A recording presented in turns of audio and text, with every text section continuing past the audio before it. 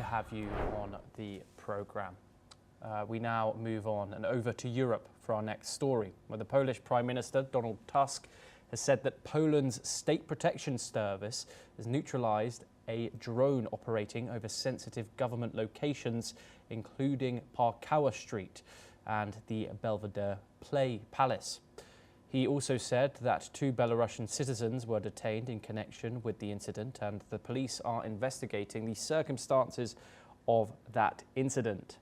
Earlier, Poland had shot down suspected Russian drones in its airspace with the backing of aircraft from its NATO allies.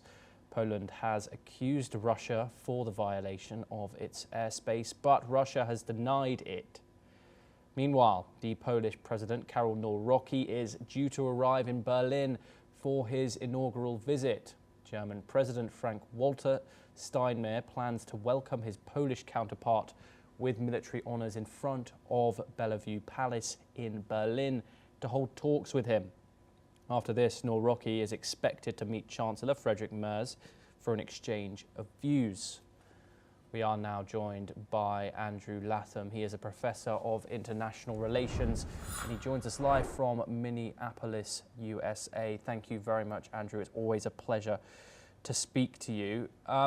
Let's start with the top.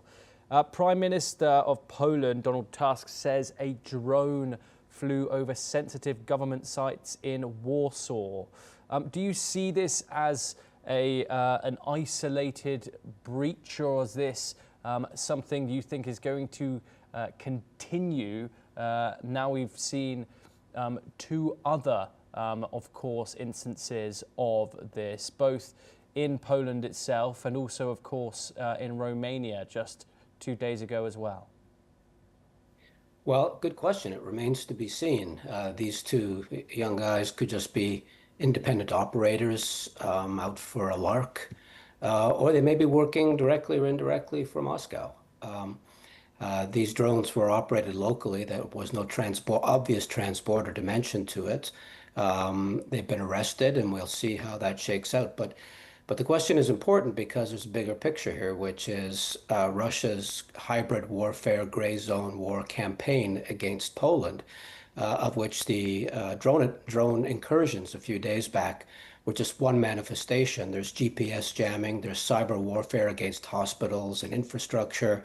There's all kinds of forms of aggression that are below the threshold of armed aggression, the use of guns and bombs, but are nevertheless hurting Poland, undermining and weakening its infrastructure, its ability perhaps to support Ukraine.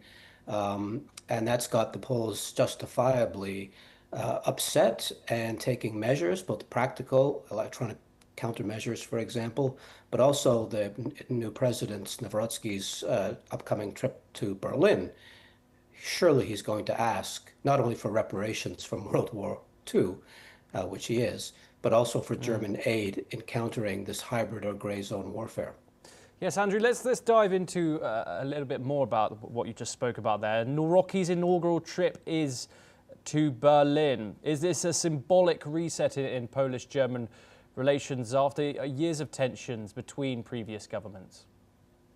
Well, I think that tension is not going away, and it's embodied in this incoming president, this new president, elected earlier in August.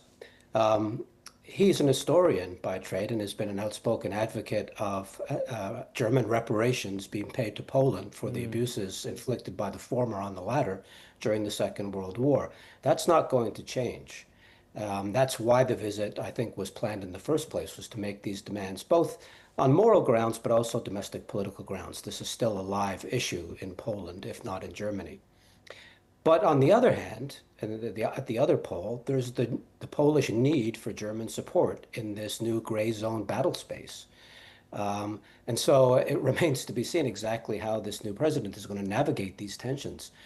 Is it going to be mostly about the Second World War, or is it going to be mostly about what some people are calling the prelude to the Third World War? And that remains to be seen. I rather suspect that he will be focused more on securing German aid for this new campaign that Russia has launched against Poland. Andrew Latham, thank you very much for joining us on the programme, and thank you for taking the time. We now move over to the Indo-Pacific, where China's Coast Guard has fired a